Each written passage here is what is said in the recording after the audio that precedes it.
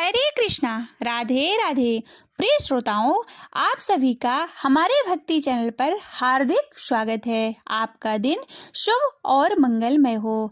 आज आप सभी श्रवण करेंगे माघ मास महात्म्य की कथा 24वां अध्याय। साथ ही सुनेंगे श्रीमद् भगवद गीता का 6ठा अध्याय आत्म संयम संयोग। पहले सुनिए माघ मास की कथा। लोमश जी कहने लगे कि वह राजा पहले तो तामिश्र नामी नरक में गया, फिर अंध तामिश्र नरक में जहाँ पर अति दुखों को प्राप्त हुआ, फिर महारौरभ, फिर कालशूत्र नामी महानरक में गया, फिर मूर्छा को प्राप्त हो गया।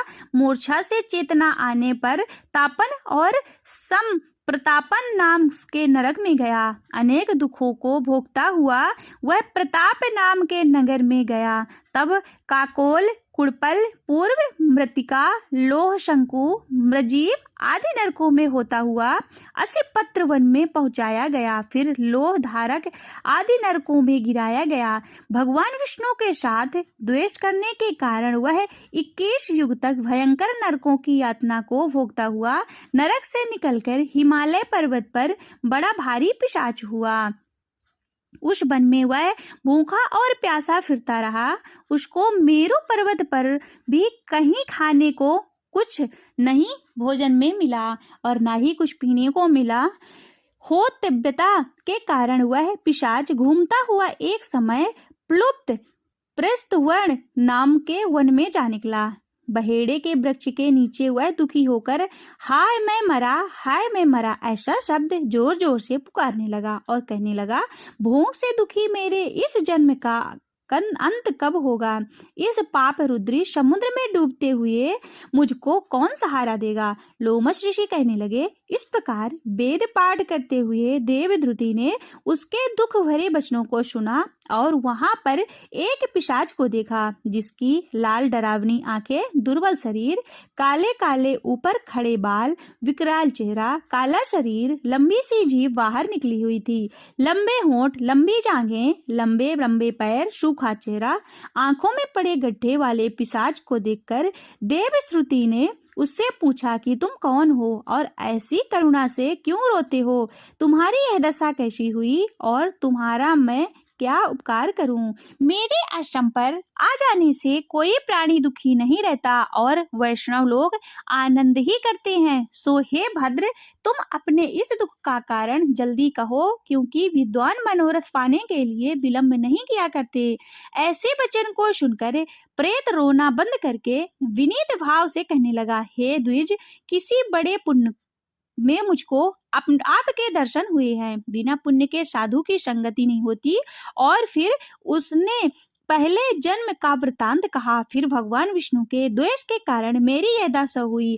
जिस हरि का नाम यदि अंत समय में मनुष्य के मुख से निकल जाए तो मनुष्य विष्णु पद को प्राप्त होता है, जो सबका पालन करता है। उसी से मैंने द्वेष किया। यह सब मेरे कर्मों का दोष है, जिससे ब्राह्मण तप द्वारा प्रार्थना करते हुए ब्राह्मण देवता शनकादिक ऋषि जिनकी मुक्ति के लिए पूछते हैं, जो आदि मध्य व अंत में विश्व का विधाता और सनातन है, जिसका आदि मध्य और अंत नहीं है, उस भगवान के साथ मैंने द्वेष किया। जो कुछ पुण्य के लिए मैंने पहले जन्म में किए थे वह सब विष्णु की द्वेष रूपी अग्नि में भस्म हो गए। यदि किसी प्रकार से मेरे इस पाप का नाश हो जाए तो मैं भगवान विष्णु के सिवा किसी और देवता का पूजन नहीं करूंगा। विष्णु भगवान से द्वेष करके मैंने बहुत दिनों तक नरक यातना भोगी है और पिशाच योनि में पड़ा हूँ। इस समय मैं किसी अच्छे कर्म के योग से आपके आश्रम में आया हूँ, जहाँ पर आपके सूर्य रूपी दर्शन ने मेरे दुख समान अंधकार को दूर कर दिया। अब आप कोई ऐसा उपाय बताइए जिससे मेरी यह पिशाच योनि दूर हो, क्योंकि सज्जन पुरुष उपकार करने में देर नहीं करते। देवदूति कहने लगे कि यह माया देवता मनुष्य असुर सबकी स्मृति को मोहित कर देती है, जिससे धर्म का नाश करने वाला द्वेष उत्पन्न हो जाता है। जगत पे उत्पन्न करने, रक्षा करने और नाश करने वाले जो सब प्राणियों की आत्मा है, उनसे भी लोग द्वेष करते हैं। जिनके अर्पण करने से सभी कर्म सफल होते हैं, उनकी भक्ति के मुख से मुड़ने वाले मूर्ख कौन सी गति को प्राप्त नहीं होते। चारों वर्णों का वेदोक्त हरि का भजन करना ही उत्तम है, अन्यथा कुमार्ग में चलने वाले मनुष्य नरक के गामी होते हैं। इसी कारण वेद विरुद्ध कर्मों को त्यागना चाहिए। अपनी बुद्धि से बचे हुए धर्म के मार्ग पर चलने से मनुष्य परलोक के पथ का भी नाश करते हैं। वह देवता और ब्राह्मणों की निंदा करते हैं। झूठे मन कल्पित शास्त्रों को मानने वाले नरक में जाते हैं। देवाधिदेव विष्णु से विमुख होने वाले नरक में जाते हैं। जैसे द्रविड़ देव देश का राजा नरक में गया, उस कारण इनकी निंदा नहीं करनी चाहिए और वेद में न कही गई हो क्रिया को भी नहीं करना चाहिए। लोमश ऋषि कहने लगे कि ऐसा कहने पर मुनि ने पिशाच को सुमार्ग बतलाया कि माघ मास में तुम प्रयाग में जाकर स्नान करो, इससे तुम्हारी वह पिशाच योनि समाप्त हो जाएगी। माघ मास में प्रयाग में स्नान करने से मनुष्य पहले जन्म के सब पापों से मुक्त हो जाता है और वह स्नान करने से मुक्ति को प्राप्त होती है। इससे बढ़कर कोई प्रायश्चित नहीं है। संसार में यह मोक्ष और स्वर्ग का द्वार खुला हुआ द्वार है। गंगा और यमुना का संगम त्रिवेणी संसार में सबसे उत्तम तीर्थ है। पाप रूपी बंधन को काटने के लिए वह कुल्हाड़ी है। कहाँ तो विष्णु सूर्य तेज गंगा यमुना का संगम और कहाँ यह तुक्ष पाप रूपी तृण की आहुति। जैसे घने अंधकार को दूर करने वाला शब्द चंद्रमा से चमकता है, उसी तरह संगम में स्नान से मनुष्य पवित्र हो जाता है। मैं तुमसे गंगा यमुना के संगम का वर्णन नहीं कर सकता, जिसके जल की एक बूंद के स्पर्श से केरल देश का ब्राह्मण मुक्त हो गया था। ऋषि की ऐसे वचन को सुन प्रेत के मन में शांति उत्पन्न हो गई, मानो सब दुख से छूट हो गया। मन प्रसन्नता से उसने विनय पूर्वक ऋषि से पूछा। लोमश ऋषि से उस प्रेत ने आगे क्या पूछा, ये आप हमारे इसी चैनल के माध्यम से आगे के वीडियो में श्रवण करेंगे। आज के लिए इतना ही। अब सुनिए श्रीमद् भगवद गीता के 6ठे अध्याय का महात्म्य। आत्म संयम संयोग।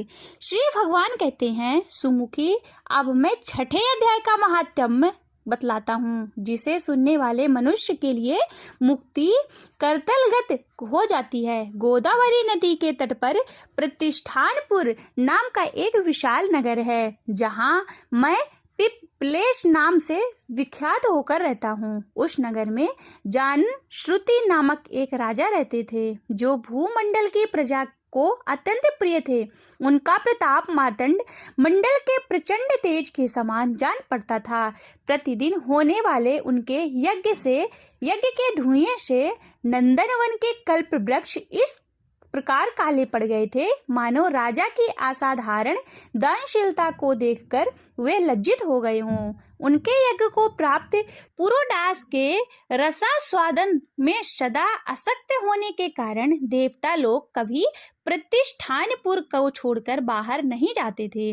अनेक दान के समय छोड़े हुए जल की धारा प्रताप रूपी तेज और यज्ञ के धूमों से पुष्ट होकर मेघ ठीक समय पर वर्षा करते थे। उस राजा के शासन काल में इतनी खेती के लिए कहीं थोड़ा भी स्थान नहीं था और अच्छी नीतियों का सर्वत्र प्रसार होता रहता था। वे बावली, कुएं और पोखरे खुदवाने के बहाने मानव प्रतिदिन पृथ्वी के भीतर की निधियां को अवलोकन करते थे। एक समय राजा के दान, तप, यज्ञ और प्रजापालक से संतुष्ट होकर स्वर्ग के देवता उन्हें वर देने के लिए आए। वे कमल नाल के समान उज्जवल हंसों का रूप धारण कर अपने पंख हिलाते हुए आकाश मार्ग से चलने लगे। बड़ी उतावली के साथ उड़ते हुए वे सभी हंस परस्पर बातचीत करते हुए जाते थे। उनमें से भद्राक्ष आदि 2-3 हंस वेग से उड़कर आगे निकल गए। तब पीछे वाले हंसों ने आगे जाने वालों को संबोधित करके कहा कि अरे भाई भद्राक्ष, तुम लोग वेग से चलकर आगे क्यों गए हो? यह मार्ग बड़ा दुर्गम है, इसमें हम लोग सबको साथ में मिलकर चलना चाहिए। क्या तुम्हें दिखाई नहीं देता? ये सामने ही पुण्य मूर्ति महाराज जान श्रुति का तेज पुण्य अत्यंत स्पष्ट रूप से प्रकाशमान हो रहा है। उस तेज से भस्म होने की आशंका है, अतः सावधान होकर चलना चाहिए। पीछे वाले हंसों के वचन को सुनकर आगे वाले हंस हंस पड़े और उच्च स्वर से उनकी बातों की अवहेलना करते हुए बोले, अरे भाई, क्या इस राजा जान श्रुति का तेज ब्रह्मावादी महात्मा रैकब के तेज से भी अधिक तीव्र है? हंसों की आवाज सुनकर राजा जान श्रुति अपने ऊंचे महल की छत में से उतर गए और सुख पूर्वक आसन पर विराजमान हो अपने सारथी को बुलाकर बोले, जाओ महात्मा रैक को यहाँ लेके आओ। राजा के अमृत के समान वचन को सुनकर मह नामक सारथी प्रसन्नता प्रकट करता हुआ नगर के बाहर निकला। सबसे पहले उसने मुक्तिदायिनी काशीपुरी की यात्रा की, जहाँ जगत के स्वामी भगवान श्री विश्वनाथ मनुष्यों को उपदेश दिया करते हैं। इसके बाद वह गया क्षेत्र में पहुंचा, जहाँ प्रफुल्ल नेत्रों वाले भगवान गदाधर संपूर्ण लोगों का उद्धार करने के लिए निवास करते हैं। तदंतर नाना तीर्थों में भ्रमण करता हुआ सारथी पाप नाशिनी मथुरा में गया। वहां भगवान श्री कृष्ण का आदि स्थान था, जो परम महान तथा मोक्ष प्रदान कराने वाला है। वेद और शास्त्रों में वह तीर्थ त्रिभुवनपति भगवान गोविंद के अवतार स्थल के नाम से प्रसिद्ध है। नाना देवता और महर्षि उसका सेवन करते हैं। मथुरा नगर कालिंदी यमुना के किनारे शोभा को पाता है। उसकी आकृति अर्धचंद्र के समान प्रतीत होती है। वह सब तीर्थों में निवास से परिपूर्ण है, परम आनंद प्रदान करने के कारण सुंदर प्रतीत होता है। गोवर्धन पर्वत होने से मथुरा मंडल की शोभा और भी बढ़ गई है। वह पवित्र वृक्षों और लताओं से आवृत है, उसमें से 12 वन है। वह परम पुण्यमय था। सबको विश्राम देने वाले श्रुतियों के सारभूत भगवान श्री कृष्ण की आधारभूति है। तत्पश्चात मथुरा के पश्चिम और उत्तर दिशा की ओर बहुत दूर तक जाने पर सारथी के काश्मीर नामक नगर दिखाई दिया, जहाँ शंख के समान उज्जवल गगनचुंबी महलों की पंक्तियां भगवान शंकर के अट्टहास को शोभा पाती थी, जहाँ ब्राह्मणों के शास्त्रीय आलाप सुनकर मूक मनुष्य की सुंदर वाणी और पर्दों का उच्चारण करते हुए देवता के समान हो जाते हैं, जहाँ निरंतर होने वाला यज्ञ धूम से व्याप्त होने के कारण आकाश मंडल मेघों में धुलते रहते हैं, पर अपनी कालिमा नहीं छोड़ते। जहाँ उपाध्याय के पास आकर छात्र जन्मकालीन अभ्यास से ही संपूर्ण कलाएं स्वतः पढ़ लेते हैं, तथा जहाँ मणिकेश्वर नाम से प्रसिद्ध भगवान चंद्रशेखर देहधारियों को वरदान देने के लिए नित्य निवास करते हैं। काश्मीर के राजा मणिकेश्वर ने दिग्विजय में समस्त राजाओं को जीतकर भगवान शिव का पूजन किया, तभी से उनका नाम मणिकेश्वर हो गया। उन्हीं के मंदिर में दरवाजे का महात्मा रैकव एक छोटी सी गाड़ी पर बैठे अपने अंगों को खुजलाते हुए वृक्ष की छाया का सेवन कर रहे थे। इसी अवस्था में सारथी ने उन्हें देखा। राजा के बताए हुए भिन्न भिन्न चिन्हों से उसने शीघ्र ही रैक को पहचान लिया और उनके चरणों को प्रणाम करके कहा, ब्राह्मण, आप किस स्थान पर रहते हैं? आपका पूरा नाम क्या है? आप तो सदैव स्वच्छंद विचरने वाले हैं, फिर यहाँ किस लिए ठहरे हैं? इस प्रकार आपका क्या करने का विचार है? सारथी के वचन को सुनकर परमानंद में निगमय महात्मा रैक ने कुछ सोचकर उससे कहा, यद्यपि हम पूर्ण काल हैं, हमें किसी वस्तु की आवश्यकता नहीं है, तथापि कोई भी हमारी मनोवृत्ति के अनुसार परिचर्या नहीं कर सकता। रैको के हार्दिक अभिप्राय के आदर पूर्वक ग्रहण करके सारथी धीरे से राजा के पास चल दिया।